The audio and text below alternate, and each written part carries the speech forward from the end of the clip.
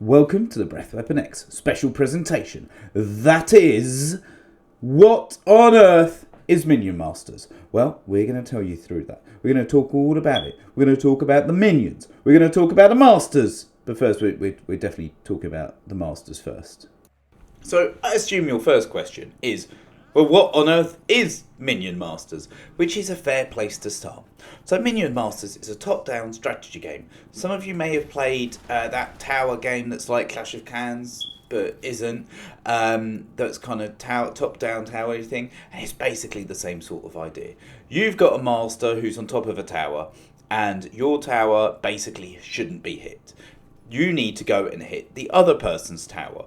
Your master will attack. He's got strong attacks that can destroy minions relatively easily. But on top of that, you're going to have a deck full of minions. In your deck will be 10 cards. Those cards can be spells, they can be buildings, or they can just be minions. Now, you'll see on your screen different costs. So each minion costs mana. A weaker minion will cost 1 mana, whilst a really big minion will cost 8. More it costs, generally the more powerful it is. And there are all sorts of different strategies you can get. You can have lots of weak minions to try and flood the board. You can have only big minions to try and just do big damage in one go. Or more sensibly, like most things in life, moderation. You can have a mixture of both. And the aim is to get your opponent's tower down to 0 whilst not reaching 0 yourself. That's pretty much the game. So now, let's have a look at some of the masters you could be using to be winning at the thing. You got generic archer guy. He makes your ranged minions even more ranged and starts hitting stuff, which is great and all. He's very basic, but it's really effective. Then you've got Morella. She's a Lich Queen. She makes skeletons come up, but most of all and most importantly is she's got a great big dragon as her final move. Isn't that awesome? Then we've got Valoran. If anyone's played League of Legends, he's a bit Garen. He's like your good knight type dude. And his people are like the good knights. He comes around and flies and hits stuff, and he makes your Empyreans more strong. It's pretty basic once again, but very, very effective when used correctly. We got Mr. Sneck himself, Apep. And what he does is he makes spells. He gives you spells to make them cheap. He's got a barrier that keeps your tower safe so that you can't take any damage. And he also hits faster and stuff. Next is Volko. He's about hitting things and hitting them hard. And he can make the bridges go in fire, which is really not very pleasant. A little bit more challenging, lots of fun. Ravager, evil bug horde type guy. But what he does is he summons this dude called Brutus, who comes and pretty much wrecks everything. Big, strong, pain, plus he's super quick, can take out hordes really efficiently. Dionna's all about traps. She likes traps. She puts traps down. And she's got a cute little dog who goes and gets things who you have to kill if you're playing against her, which makes us very sad, but it's the circle of life, I suppose. Mordar's great. Mordar brings your units back to life using tombstones. So, especially with him, you want to use big units because big units that come back to life are super cool. Also, he's got a pirate skin! A pirate skin!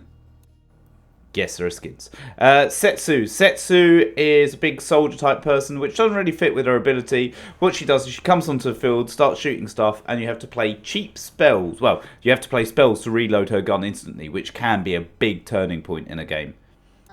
Ratbo is all about the rat life. You want to get lots and lots and lots of minions out, and then he makes you get even more minions, and then he's got a chain gun effect that shoots stuff, and it dies, basically. Ratbo, 10 out of 10.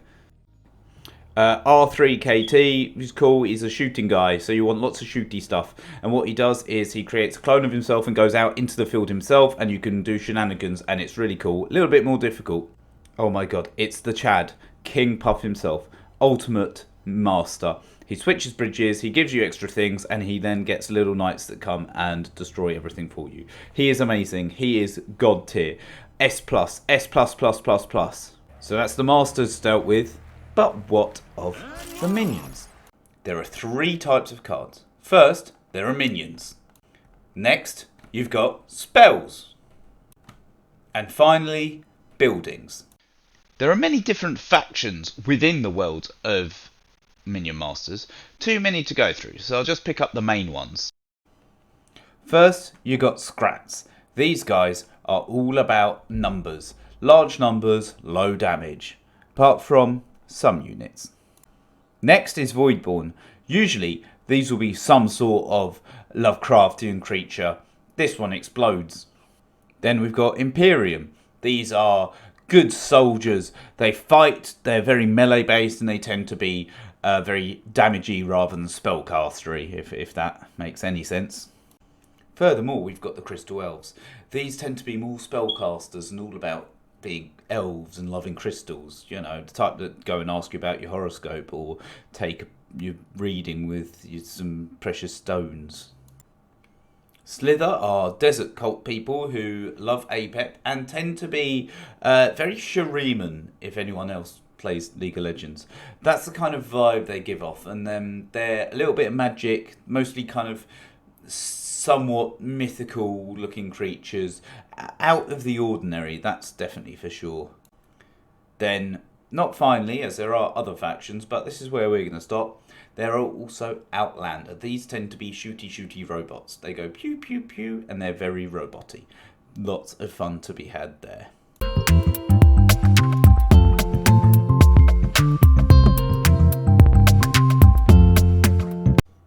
So, what do we have to do? Well, we're first going to start off with our master, and I think a sensible choice will be going for Nightbringer. So we can see what he does. He unlocks a long shot at level 1. Then range minions under your control get marksmanship, so get more range, and then Stormbringer attacks twice as fast. So we can see what we want to here is we're clearly going to want some range minions. Now, obviously, we could go straight to the end, look at our really expensive stuff and go, oh, that's not ranged. Look for something ranged like that. That would work, a big tank. You know, you could stick, obviously this dude's really good and you get even more range. Harbinger's really good, but the problem you're going to find is that when you try and play 6, 7s, 8s, well actually you're just going to get wrecked because you can't field them. So we're gonna start from the bottom and see where we get to. So crossbow dudes are a staple, nice and easy. Then you want something to be able to get rid of hordes, so we can go for the grenadier. After that, there are definitely several different ones you could go. You could go for TINT, but I'm going to go for something a little bit more expensive, just to have that extra impact. Is I want the good old Plasma Marines, very good. I do like a Scrat Horde, so I'm going to go for a Scrat Horde. Now, you could get Sniper Scrap for nice and cheap, or you could go for one of the more expensive ones. I'm going to hold off. Assassin, really good for 1-on-1 damage, and Vulture, really good, just a good ranged flying unit, so we can go for that. But you could equally go for Xiaolong. Now we're going to have to think about some melee in there, because actually if we have all of these range, well, we're not going to have any way of stopping others from coming in. So that's where we can look at more hitty, fighty people. Whirly Scrat, the Whirly Boy is an excellent choice. He goes around, he can get rid of hordes. An Undying Skeleton is also a good choice, but these are up the more pricey end. So we're going to look for a cheaper alternative lower down. Rather than going for the Undying Skeleton, we are going to go for the Warrior. Now this leaves us 2 spells there, so now we can start looking at something more expensive, because we've got a lot of cheap options. We've got some melee, we've got some ranged, we've got all sorts of things that we can do. So we can look at our more expensive options. So Tintentum would definitely be an option. The Soul Stealer could certainly be an interesting option. I'm going to go for, I really like Styx and the Harbinger. So that's going to round off my deck. So here you go, all you need is 10 cards, and this is a deck that could work perfectly fine. But there are lots of ways you could do it. If you wanted a more expensive team, you could do that. If you wanted a cheaper team, you could do that too.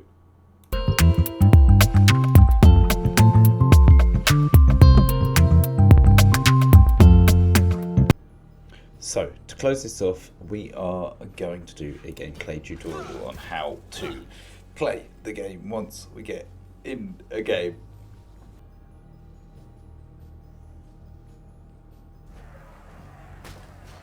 Right, so Ragebringer versus Ragebringer. So, as you can see at the bottom, this mana bar is filling up, which allows us to play these. Your cards are automatically dealt to you, and you can see which one's the next one. So you've got these two bridges. I'm going to try and take the bridges because by getting the bridges you gain XP, which is going to give you your different levels. So there we go, we can take out a low then with our Grenadier. He's taking out large amounts of people, and she's giving him the front line in order to do it. So that's an expensive building they put down, and actually it's kind of gone nothing. Plus we're already at level 1, they're not at level 1. We can see how much more XP we've got than they do. And quite frankly, there's not a lot of reason for us to do much. So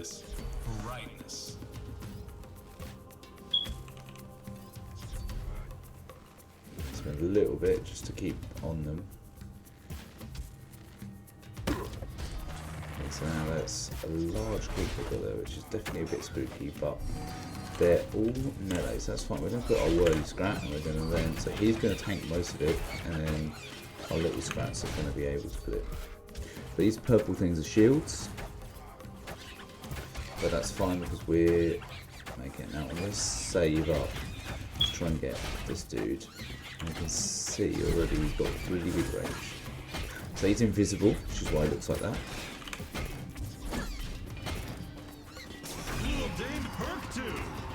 So now they've got even longer range, which is always a positive.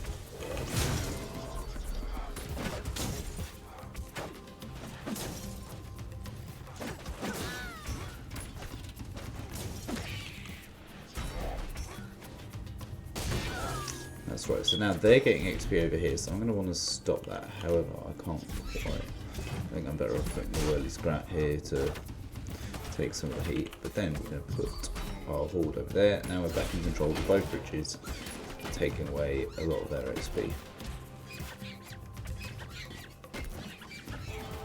Taking down their health bar, so now they're going to have to find a way to clear, but the longer they leave it, see the Whirly Scrat's just going to take all of them out, so... And there we go. That is how you play the game. Now that was a particularly quick example, but it shows how a very simple deck that was put together very quickly can be very effective.